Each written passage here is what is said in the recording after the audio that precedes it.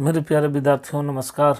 मैं परशुराम कुमार आप सभी का एक बार फिर से स्वागत करता हूं। आज जो मैंने प्रश्न दिया है वो इंटरमीडिएट इंग्लिश ग्रामर 2019 में पूछा गया था। आज ये हमारी तीसरी कड़ी है और ये साइंस वालों के लिए था।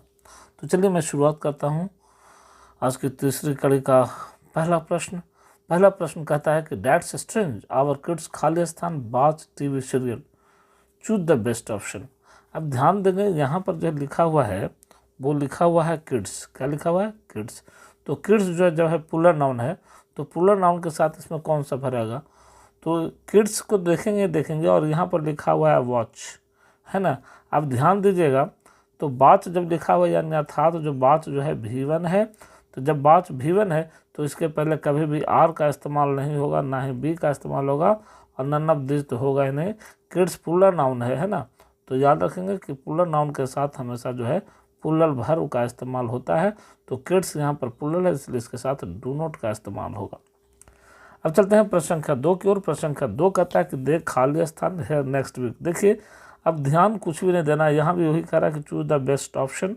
इसमें कौन सा भराएगा? तो सबसे पहले ध्यान देने वाली बात है कि जिस भी वाक्य में नेक्स्ट लिखा हुआ रहे, नेक्स्ट वीक लिखा हुआ रहे या नेक्स्ट डे लिखा हुआ रहे, वो वाक्य जो है फ्यूचर टेंस में होता है।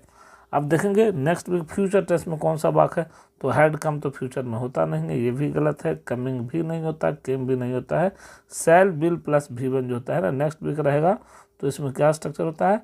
सेल बिल के साथ V1 का इस्तेमाल होता है और सिर्फ ये ऑप्शन एक में ही है, वो है डी। अब चलिए प्रश्न संख्या मैं 3 की ओर बढ़ रहा हूँ। प्रश्न संख्या 3 क्या कहता है इसको हम समझने का प्रयास करते हैं। प्रश्न संख्या 3 कहता है, प्रश्न संख्या 3 क्या कहता है इसको हम समझने का प्रयास करते हैं। प्रश्न संख्या 3 कह रहा है ना, कहता है कि Marsha is reading a novel choose the best option, है ना, choose the best passive voice. क्या कहता है? इसका पैसिव वॉइस चुनना है। तो कुछ भी दिमाग नहीं लगाना है। एक चीज मैं आपको बता देता हूँ कि जिस भी शब्द में ING लिखा हुआ रहे, है ना, एक्टिव में रहे और उसमें क्या चीज लिखा हुआ रहे? ING लगा हुआ। तो जिसमें ING लगा हुआ रहेगा तो उसका पैसिव वॉइस क्या होता है? बीइंग प्लस V3 होता है। अब देखेंगे कि बीइंग प्लस V3 किस में है ना, क्यों रीडिंग है। और दूसरा चीज़ ध्यान देंगे, अगर इज MR है तो इज MR रहेगा, है ना, यानी इज रीडिंग है, इज MR है तो ये हटेगा नहीं, यानी इज के साथ साथ इज रहेगा ही। इज MR है उसके बाद रीडिंग है ना, तो इज MR के बाद जो है बीइंग का इस्तेमाल होगा। अब देखेंगे कि इसमें इज है तो इज रहेगा ही, और इज के साथ बीइंग किस में लिखा हुआ है? तो इज के साथ बीइंग इसमें भी नहीं है, इसमें भी नहीं है। इज के साथ बीइंग सिर्फ एक ही में है और वो है सी में, इसलिए इसका आंसर हो जाएगा कि novel is being read by Marsha. अब चलिए प्रश्न संख्या 4 की ओर मैं बढ़ रहा हूँ। प्रश्न संख्या 4 क्या कहता है? कहता है ड्राइवर्स खाली स्थान drive over the speed limit, है ना, ड्राइव ओवर द स्पीड, यानी ड्राइवर्स को स्पीड लिमिट से ज़्यादा नहीं चलानी चाहिए। नहीं चलानी चाहिए तो नहीं सिर्फ एक ही वाक्य में लगा हुआ है ना, क्योंकि जितना स्पीड लिमिट है उतना में रहना चाहिए, उससे ज़्यादा कभी नहीं चलाना चाहिए। तो जब नहीं चलाना चाहिए तो नहीं, नोट सिर्फ एक ही में लगा हुआ है, इसलिए इसमें मस्ट नोट का प्रयोग होगा। ये भी गलत है, ये भी गलत है और ये भी गलत है। तो मैं समझता हूँ कि प्रश्न संख्या 4 आपको समझ में आ गया होगा। अब मैं बढ़ रहा हूँ प्रश्न संख्या 5 की ओर। प्रश्न संख्या 5 देखिए क्या कहता है। प्रश्न संख्या 5 कहता है कि व्हाट, है ना, what do you want she asked him. तो देखेंगे ये नरेशन का प्रश्न।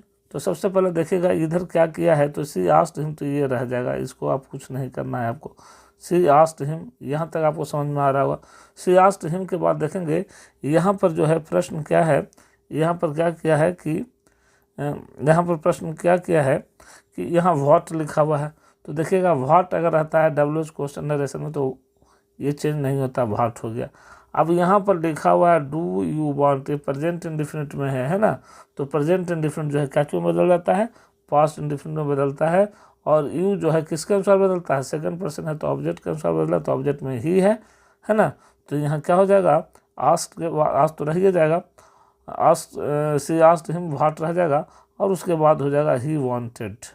जब प्रेजेंट इंडिफिनिट में वाक्य है तो पास्ट इंडिफिनिट हो जाएगा। तो देखेंगे कि पहला में तो आस्क लिखा हुआ है बिल्कुल गलत, दूसरा लिखा है she asked him what he wanted बिल्कुल सही, ये फ्यूचर में है ये बिल्कुल गलत। सी आस्क्ड यहाँ भी लिखा है लेकिन व्हाट के बाद ही हैड वांटेड लिखा है, इसलिए डी ऑप्शन भी गलती है, यानी 5 का जो सही आंसर होगा वो सी होगा। प्रश्न संख्या 6 की ओर बढ़ते हैं। प्रश्न संख्या 6 क्या कहता है कि you must start now you will miss the bus. देखिएगा, तुमको अभी प्रस्थान करना चाहिए, नहीं तो तुमसे बस जो है मिस हो जाएगी। एक कंडीशनल वाक्य कहता है कि अगर तुम स्टार्ट नहीं करोगे तो बस क्या हो जाएगा, मिस हो जाएगा। कंडीशन है, टाइम को नहीं बताता है। तो देखिएगा, यदि कंडीशनल सेंटेंस में टाइम का अगर जिक्र रहता है ना, तो टाइम का अगर जिक्र रहता है तो उसमें जो है टिल का प्रयोग होता है और अनटिल का प्रयोग होता है। इसमें टाइम का जिक्र नहीं है, इसमें कंडीशन का जिक्र है। तो कंडीशन का जब अगर जिक्र रहे तो ध्यान देंगे वाक्य हमेशा अनलेस से स्टार्ट होता है, और अनलेस सिर्फ एक में है, ए में है, इसलिए इसका आंसर सही जाएगा अनलेस यू स्टार्ट नाउ। अगर तुम स्टार्ट नहीं करोगे तो विल मिस द बस, तुम बस को मिस कर जाओगे। यानी प्रश्न का 6 का आंसर ए होगा, और बी तो गलत है ही। अब मैं बढ़ रहा हूँ प्रश्न संख्या 7 की ओर। प्रश्न संख्या 7 देखेंगे, कहता है कि the doctor suggested take a vacation. ध्यान देंगे, इसको समझने के लिए मैं एक सेंटेंस आपको मैं बताता हूँ, इसको आप समझने का प्रयास करें। जैसे एक सेंटेंस है, he said to me let us give a party.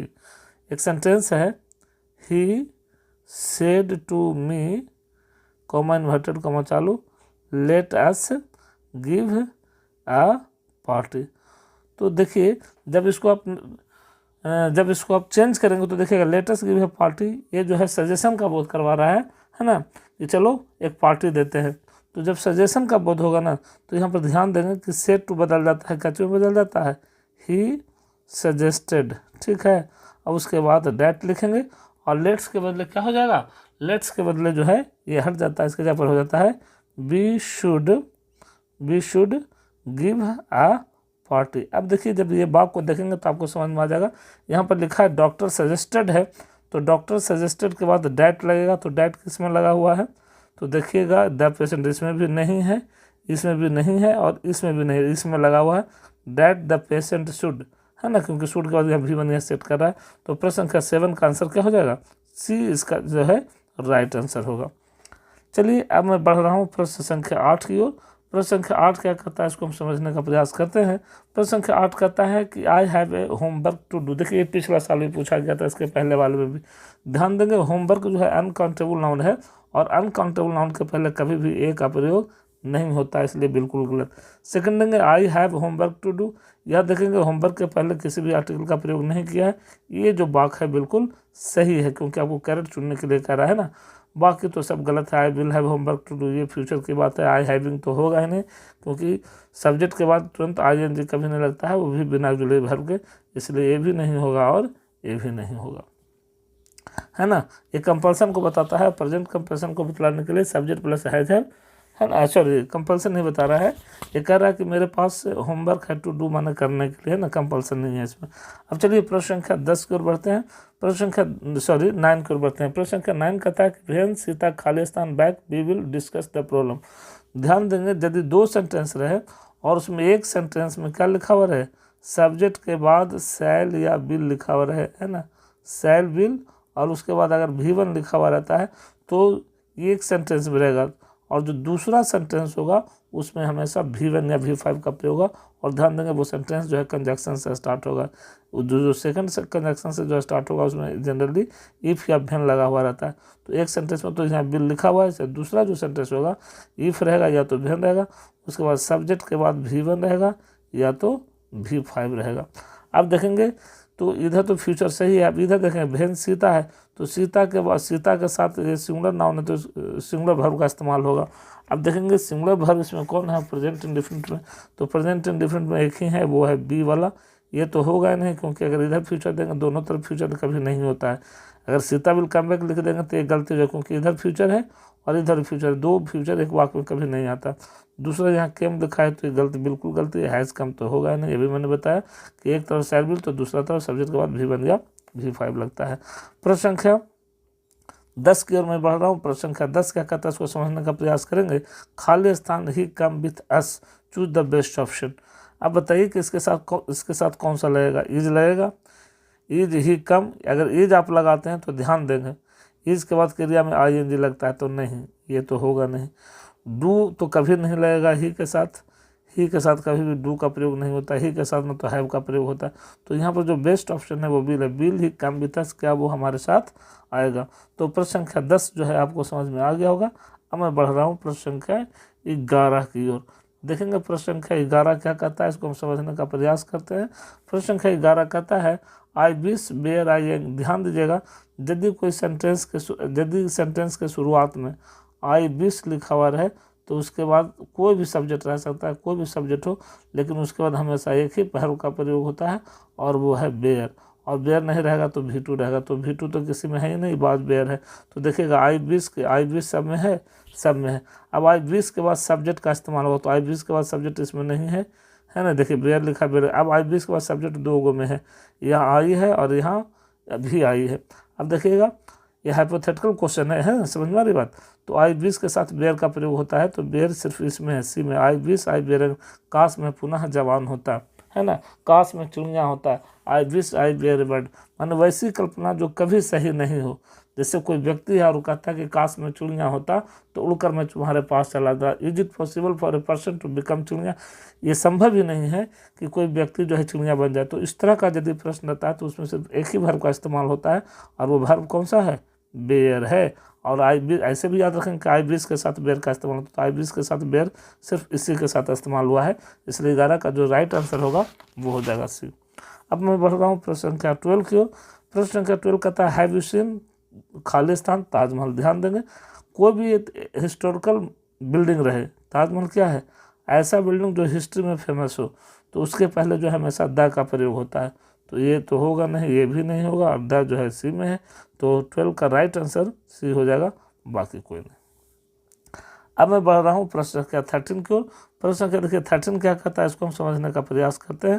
प्रश्न संख्या 13 कहता है the great scholar and poet Khalistan died. ध्यान दीजिएगा, मैं एक चीज़ में बता रहा हूँ। देखिए मैंने लिखा द के बाद है नाउन, नाउन के बाद है एंड के बाद फिर नाउन है।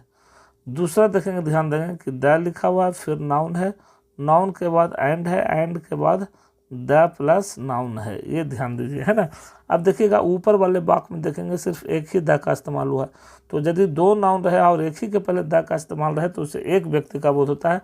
और जब 2 आर्टिकल, यहाँ पर भी द लगा हुआ है, यहाँ पर भी द लगा हुआ है, यानी एक से ज़्यादा व्यक्ति 2 व्यक्ति का बोध करवा रहा है। तो जब एक आर्टिकल लगेगा तो एक व्यक्ति का बोध, और जब 2 आर्टिकल लगेगा तो उससे 2 व्यक्ति का बोध होता है।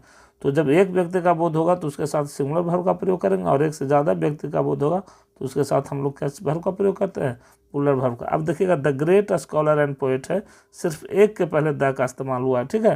तो जब एक के पहले द का इस्तेमाल हुआ है तो उसके साथ सिंगुलर वर्ब का प्रयोग होगा, यानी हैव तो कभी होगा ही नहीं। हाँ, the great scholar and poet has died, देखिए ये वाला बिल्कुल सही है, और डेड तो होगा ही नहीं। और इसलिए नहीं होगा क्योंकि एक ही व्यक्ति का बोध हो रहा है, और इसलिए प्लूरल नहीं होगा, और डी तो होने ही वाला नहीं है। अब चलिए क्वेश्चन नेक्स्ट है, क्वेश्चन नंबर 14 कहता है John Khalistan in hospital for 2 weeks. ध्यान देंगे, यदि सिंस या फॉर के बाद, सिंस या फॉर के बाद टाइम लिखा हुआ है, सिंस या फॉर के बाद क्या लिखा हुआ है, टाइम लिखा हुआ है, तो उसमें एक ही चीज़ का प्रयोग होता है, और वो है has been by have been. या तो हैज़ बीन लगाइए या तो हैव बीन लगाइए, और उसके बाद क्रिया में जो है ING लग जाएगा। अब देखेंगे यहाँ पर जॉन है, तो जॉन सिंगुलर है, तो जॉन के साथ क्या चीज़ लगेगा, हैज़ बीन का इस्तेमाल होगा। तो हैज़ बीन देखेंगे किस में लगा हुआ है, तो सिर्फ ए में लगा हुआ है, बाकी सब क्या हो जाएगा, गलत हो जाएगा। तो प्रश्न संख्या 14 आपको समझ में आ गया होगा। अब मैं बढ़ रहा हूँ प्रश्न संख्या 15 की ओर, जो आज का शायद आखिरी प्रश्न है। आज का आखिरी प्रश्न क्या है, देखिए समझिए। 15 कहता है कि C choose the correct option, C is the girl whose name is Ravi. अब यहाँ पर ध्यान देंगे, यहाँ पर नेम जो है क्या है, नाउन है। नेम क्या है, नाउन है, नाउन के पहले हमेशा एडजेक्टिव का इस्तेमाल होता है। तो देखिएगा, ये सबसे पहले समझिए, यहाँ पर लिख रहा हूँ मैं सब्जेक्ट, यहाँ पर मैं लिख रहा हूँ ऑब्जेक्ट, और ऑब्जेक्ट के बाद मैं यहाँ पर लिख रहा हूँ पजेसिव एडजेक्टिव लिख रहा हूँ। मैं क्या लिख रहा हूँ, पजेसिव एडजेक्टिव अगर लिख रहा हूँ।